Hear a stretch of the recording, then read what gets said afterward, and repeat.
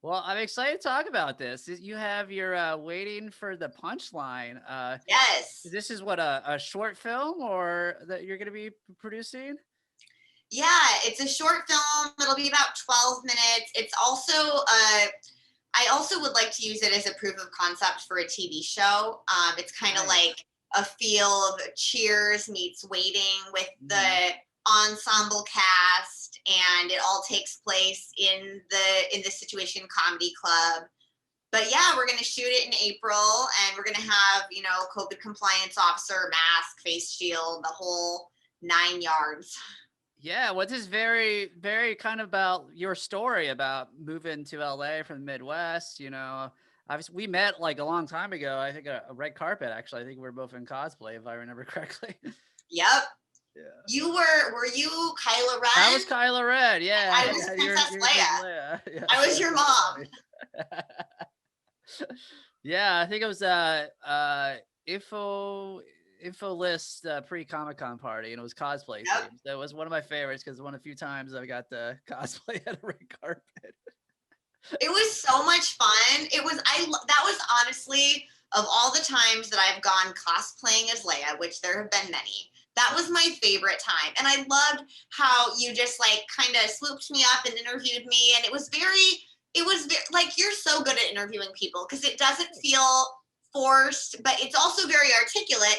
I feel like there's a lot of people that go to one or two extremes, right? Like, Mhm. one is it's not really personal at all, and then the other extreme is like it's not really professional at all. Yeah. And you just like were just the perfect mix of, like, I felt like we were already friends, but I also felt extremely professional. And that's what I love. And Yeah. yeah, amazing. Do you still do the Star Wars podcast or?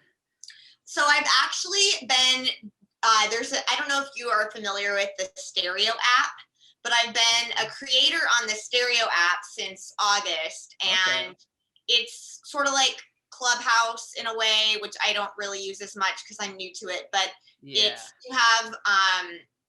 you have avatars, like little cartoon avatars that you can Ooh. make. And then you have two people that talk to each other, and you can pick a stranger or you can set up a talk with a friend. And it's like a podcast. So at first I had taken a break from doing my Star Wars Hidden Rebel podcast, which you were on for everybody listening. Hmm. Great episode with Steve. But I had taken a break from it just because I was like so angry. Like, doing the podcast was really getting me heated every time I would talk to people. And I just wanted to go back to loving Star Wars, you know? It was Yeah. kind of making me angry. So I took a break for like a couple years. And then on Stereo, I started doing the podcast on Stereo. And now I do a Star Wars and 90s bands stereo podcast with my best friend Kier, who lives in Austin, every Friday. So Oh, I it's not love the that. same. Yeah, it's actually even more fun to do it together, you know? Hmm. So yeah, and people Okay, you chime said it's in. on stereo, stereo.com or something? I'm familiar with that, and I want to check it out. It's yeah, you can go to stereo.com, and it'll I don't think you can listen on there, but there is a Mhm. website, and then it's an app. So we just download it Gotcha. in the App Store. It's a free app, and then you can just listen in on the Mhm. app.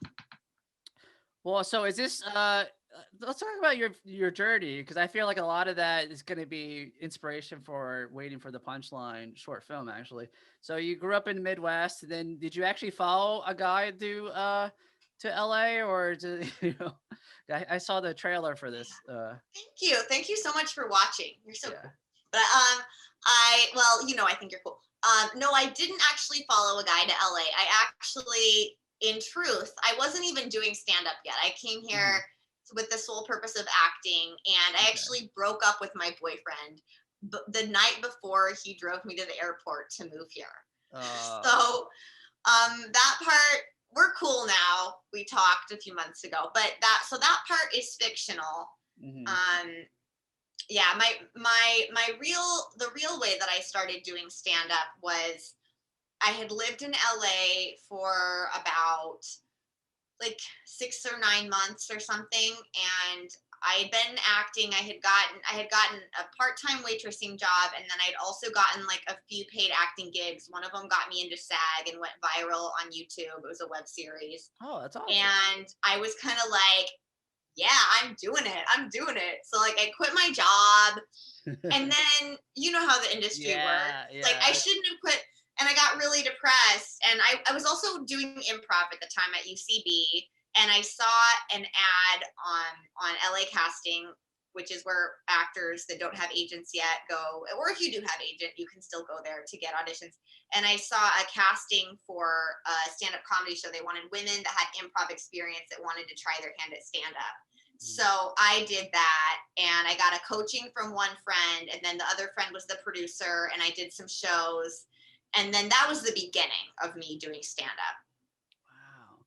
And you've kind of been a resident kind of flappers in Burbank, right? Is that where you're going to be trying to be shooting this or somewhere Yeah, else? we'll be shooting there. And that is actually where I worked as a waitress before the pandemic for 5 years. So, but I had been performing there for years before I started waitressing there. Actually, the first guy that I ever dated, the first comedian I ever dated, because even though I didn't follow a comedian to LA, I have dated many comedians.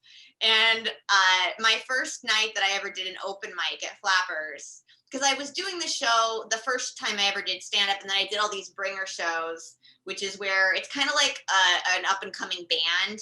If you book right, you have to have friends come to buy tickets in order to. So it's the same way with comedians. And I was burning all my friends out. And one of my best friends, Val, she said, well, why don't you go to Flappers Comedy Club? They have an open mic. You should start doing open mics to go to Flappers. So I did an open mic, and I actually got put on a podcast that night. It was called the Flapcast.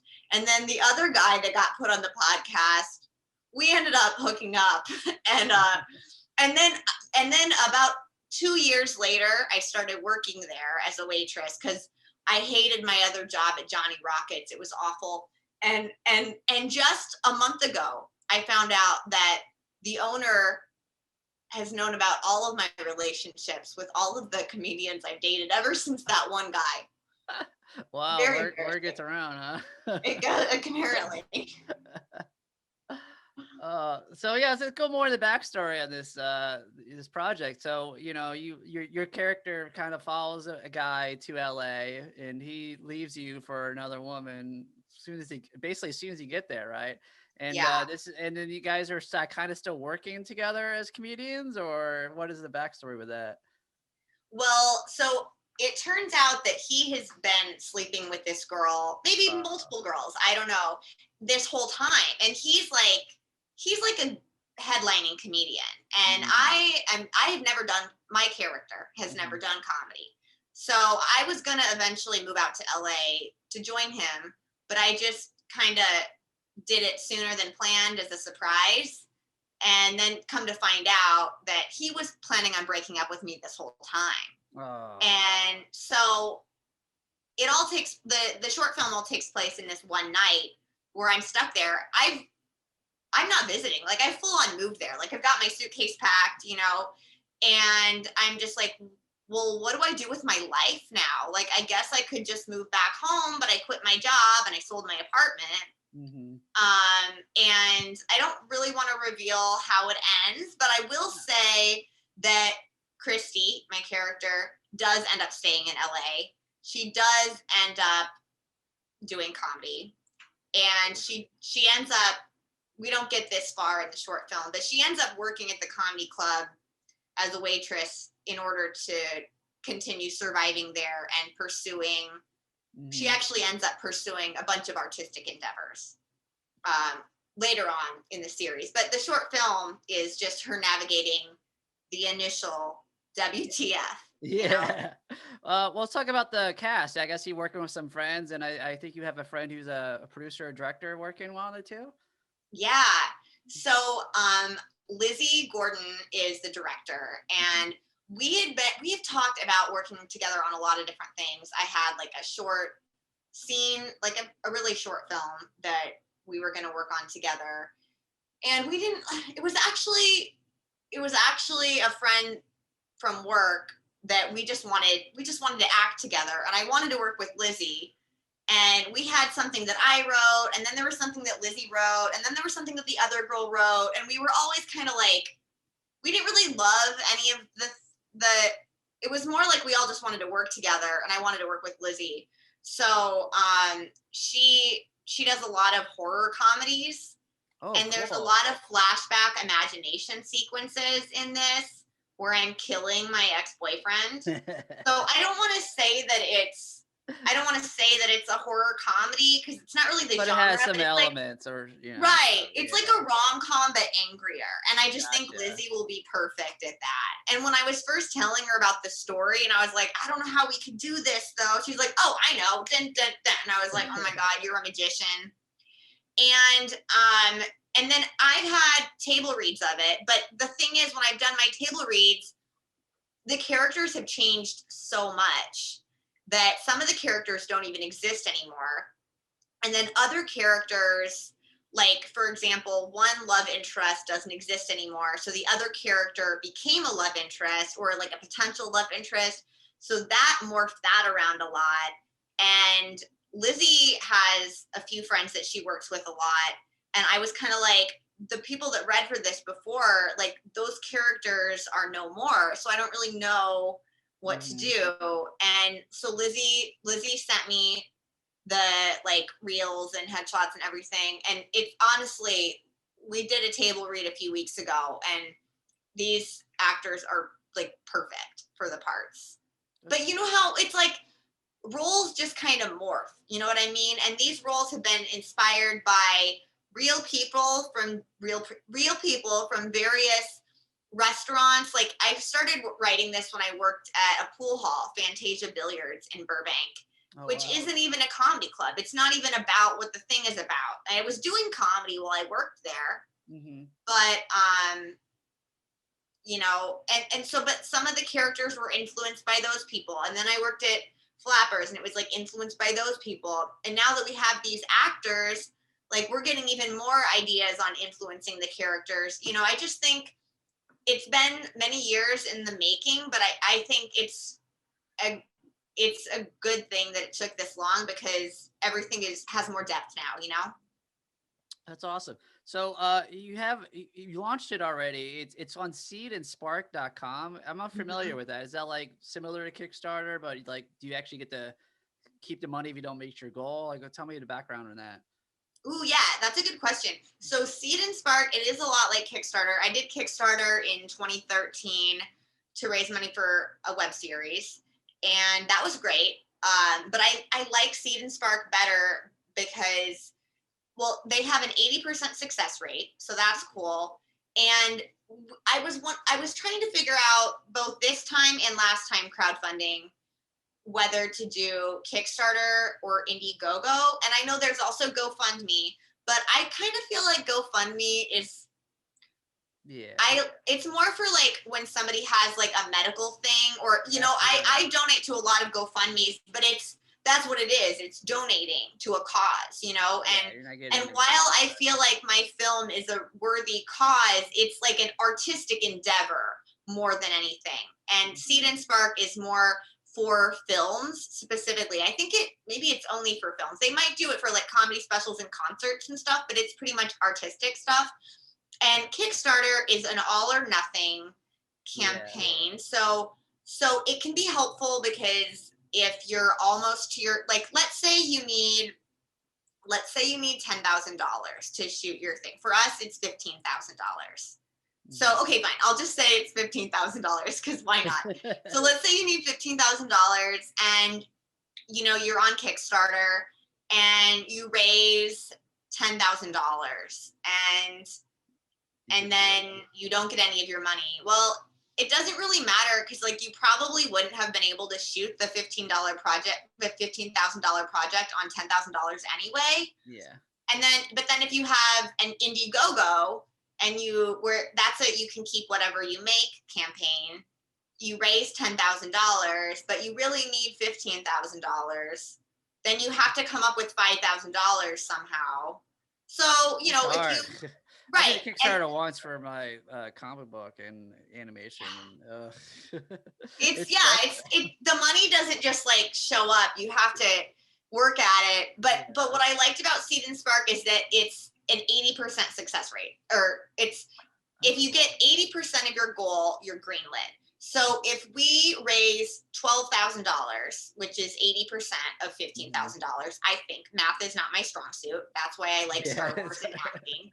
Am I right? Is that correct math? I think it is. I was bad at it too. So Something like that. yeah. So if we raise $12,000, Mhm. um, $3,000 worth of our budget is for post production, and so that would be the remaining. So technically, well, to be fair, it actually is going to cost us more than $15,000. But Seed and Spark said that we should aim for 15 because that seemed Yeah. like a good number. So I'm already Christina Marie Leonard is already paying for a few $1,000s of our post production costs. But my point is, Mhm. it's less. At least if you raise 80%, it's like still doable. You know what I mean? Gotcha. Yeah. So it seemed like a good. It seemed like a good middle ground in between Kickstarter and Indiegogo. I And love it. also, Seed and Spark really helps the creators. Like I had sent in my video and my storyline and all this stuff you saw on the website, Mhm. and they gave me feedback twice. The first time they were like, okay, this is good, but you need to add more here, and we think Oh, that you'll that's do better if you have. huge. I wish I Yeah, had and that they when I did did my that twice. Kickstarter. So good. Yeah. I mean, and then I looked back on my Kickstarter page from 2013, and like our video was really good, but like there wasn't much else on there. Like they don't really give you a lot of area to do a lot of extra stuff. Mhm. Um, so yeah, I mean, we're not done with it yet. We'll see how it goes, but I'm feeling good so far. Yeah, well, so far you got $6,560, and you have 19 days left, so that's amazing. There are some incentives, right? Sort of similar to Kickstarter. What are some right now? Do you have for your waiting for the Yeah. punchline? So pretty standard social media shout out. So I'm shouting people out on Instagram story and Mhm. Facebook page. And then we have a fun reward, which is if you donate $25, then I'm making a little Photoshop frame, kind of like you know how they have on Facebook, like the pride frame or like the Valentine's frame with the hearts or whatever. So I'm making Yeah. like a little comedian frame with like a red curtain and a microphone, and depending on if people send me like a group photo or a photo with like a more headshot type photo, I'll kind of alter it to that. So that's kind of fun. And then there is the reward for like on set best joke of the day. So we'll just kind of send these emails to. It's nice because I think with Kickstarter too, you can just directly message the backers. So that's fun. And then you can get footage on set footage Mhm. of like what's behind the scenes. And then there's also first look at everybody's going to get the first look at the final film. But yeah, behind the scenes footage and then on set footage. And then name in the credits, that's a big one. Nice. And associate producer is for those top dogs that donate $1,000. That's So awesome. yeah. Yeah, I So remember we've my got biggest thing is we were supposed to mail out a bunch of stuff for our Kickstarter, and all of a sudden that all that mail adds up in the costs, and it does. I was like, okay, I'm never making that mistake again. Well, and like it's funny because we did that for Loch Ness. That's the name of my last one. Uh, we had the most fun. Well, and Seed and Spark helps you with this too because they're like nobody wants a poster from your film unless they were like in the film. Like nobody cares about a signed poster. But that was one of our awards. But Yeah, that's good we to had know. a frisbee with the name Loch Ness on it, and we had a flask, and the flasks were fun. I remember my Special mom's effect. friend Wendy backed. She pledged whatever you pledge in order to get the flask. And when I visited that Christmas, I knew I'd see her at church, so I brought the flask to church, and she wasn't there, so I gave it to her husband, and her husband was just like, "Why are you giving me a flask in the sanctuary?" That's great.